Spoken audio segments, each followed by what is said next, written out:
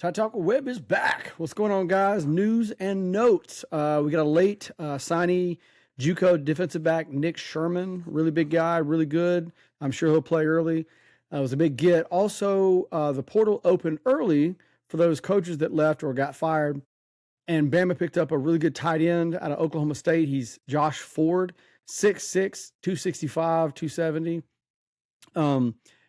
He's going to be really helpful with Cuevas and Lewis potentially leaving. Could be really big for Alabama. Like, I've seen high school footage of him. I've seen college footage of him. He scored 4 touchdowns in college. Only played 4 games this year, so he could get it. He could potentially have a red shirt and get another year back. He's really good at blocking. I mean, absolutely amazing. I think that's the rule. The reason he was brought in for was because he's so good at blocking. But the guy's got good hands. I've watched him make a few TDs at Oklahoma State. Looks really good. I think he's a really good kind of a diamond in the rough guy. Looks really good. I think it was a big pickup for Alabama because we definitely need all the tight ends we can get. And I also think he could also be potentially brought in for H-back role as well. So that's a really, really good thing. Another great news this week is Alabama. The rumor mills that I keep talking about, him going to Michigan, and Feinbaum's like, yeah, it's not out of the woods yet. Who's buying? It's only $4 million.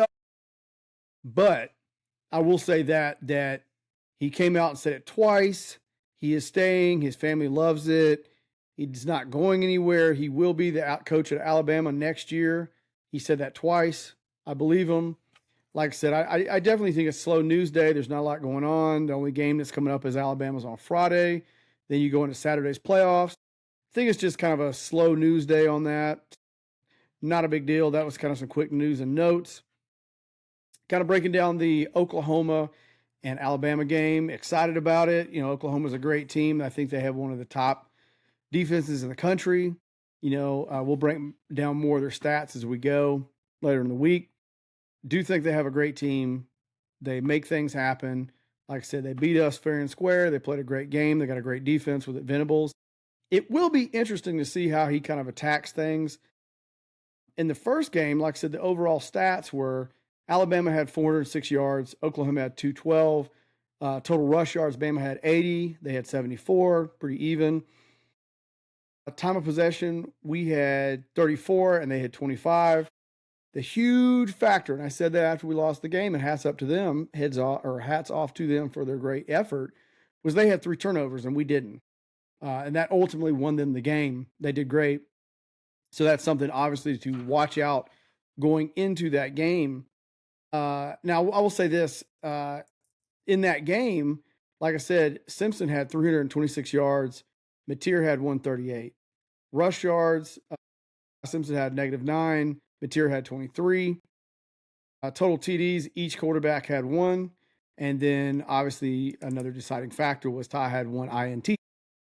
Like I said, something news and noteworthy, and I think Alabama, since Oklahoma, has played their toughest stretch as far as defenses. I really feel that Auburn and Georgia and Oklahoma were some of the best defenses, and especially in the SEC, but I think in the country, that they played in back-to-back weeks. As we know, and I'm not ashamed to say it, we got belt to ass against Georgia in the SEC championship. But Auburn's a very good defense. Oklahoma's a great defense.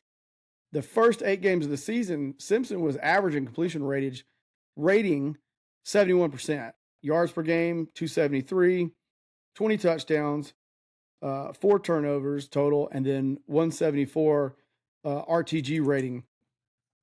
And so the last 5 games, his completion percentage is barely 50%. Yards per game, 216, big drop off. Touchdowns, 6, so barely won a game. And turnovers, 7. So now let's remember that he's got 5 fumbles and 5 INTs.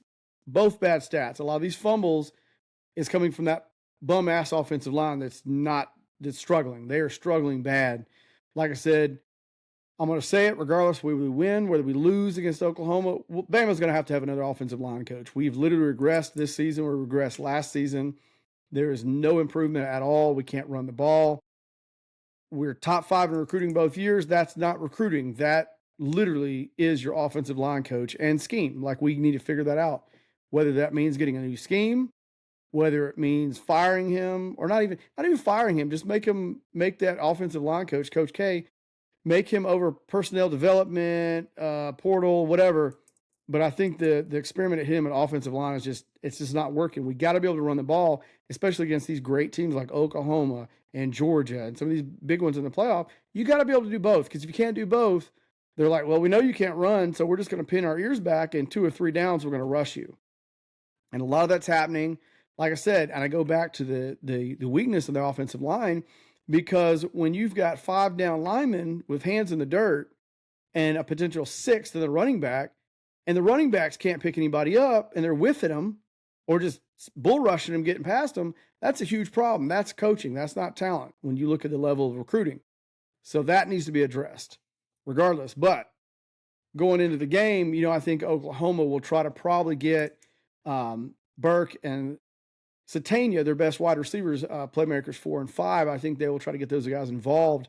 Got to be careful with those guys. Got to really guard those guys, because they can break out fast and they burn you.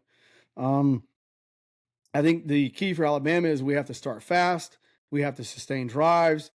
We may have to go 2-minute offense the whole game, because we don't want that great defensive line of Oklahoma subbing out. So you may have to just say, nope, we're just going to keep going. No huddle. Let's go. And if maybe that helps the players, I don't know. Maybe it gets us out of the slump. I think some of it was having 2 weeks off and maybe having ability to heal up during that time. So that's another great thing, that having 2 weeks off can help or hurt. I think for us, it'll help, because we had so many games out in that SEC championship game.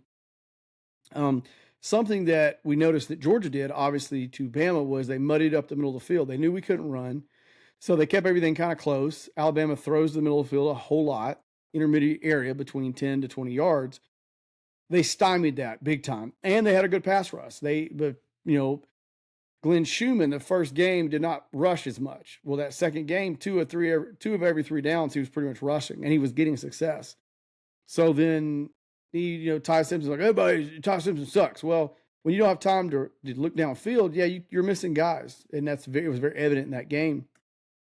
Now, that's something that will be interesting to see what Brett Beneville's kind of types up and what he's looking at and all that kind of stuff when he breaks down. Like I said, no secret again, the Achilles heel for Alabama this year and last year is that dadgone offensive line. Like, Jesus, Joseph, and Mary, they are horrible. We got to figure that out. Now, I think some of that you can counter with screens. You can kind of counter that with picking up pass rushers better. I think that's another big thing that needs to be addressed in all of that. But like I said, and I think Oklahoma, they got a great pass rusher. I think he's one of the best in the country. R. Mason Thomas. He's been hurt since Tennessee. He has not played. Even if he's not 100%, I think they will line him up against Proctor and see what he can do. Maybe it's for a head fake. I don't know. But we all know Proctor has struggled with speed and bull rush. And if that's what's going up against him, his whole career, he's struggled with that mightily, mightily, mightily. So another thing to watch. I think even if he's 70%, I think Oklahoma marches him out there, because that's another guy that you maybe could get pressure with only 4 down linemen for the defensive line. So, frees up another defensive back just to even muddy up the middle of the field where Alabama likes to throw. Alabama has not been good throwing the ball deep as of late. They struggle that way.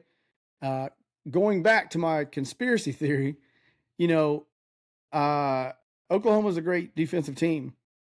If Simpson's hurt, and a lot of people assume he got really hurt against Auburn, because early in the game against Georgia, they wouldn't even let him throw.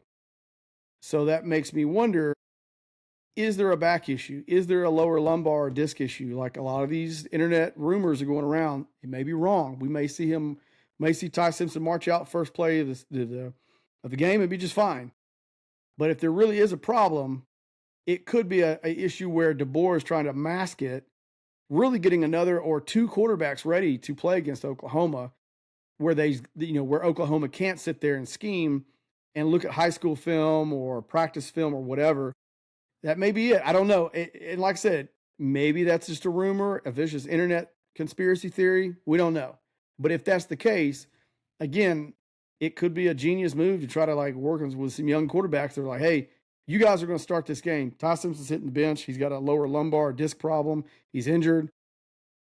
you just didn't want to reveal your hand in a Texas Hold'em game. You don't want to reveal your hand too early. He could be bluffing that. Like I said, we don't know. He's not on the injured list. Like I said, so it could be a game time decision to keep him quiet. It could be a deal where, like, you got us here, so we're going to ride with you either way till the wheels fall off. But in my opinion, if you've got a quarterback like Simpson and he's having the same game he had against Georgia at halftime, my money says you have nothing to lose to pull him. If you need to pull him, pull him. Put in Keelan Russell, put in Austin Mack. If we lose, we lose, And I don't know if he's willing to do that or not. I don't know if DeBoer is thought about that. I don't know if he's wanting to do that or has the guts to do it. But if you have a game like you had against Georgia and the defense is still keeping you in it at halftime and the quarterback play ain't right, you may want to go ahead and just put in Keelan Russell and say, what do you got, kid? Saban did it against Georgia one time in a national championship. He took Jalen Hurts out and said, hey, Tua, and it was genius. Even if it's not genius, maybe it's the move we need if there's really something wrong or if he's having just a really, really, really bad game against Oklahoma because they're a great defense. So we'll see. I don't know. Another internet conspiracy rumor. We'll do another video hopefully tomorrow, break down Oklahoma's defensive stats the last 5 games, see what's going on, and just go from there. Anyway, Todd Talker Webb is out.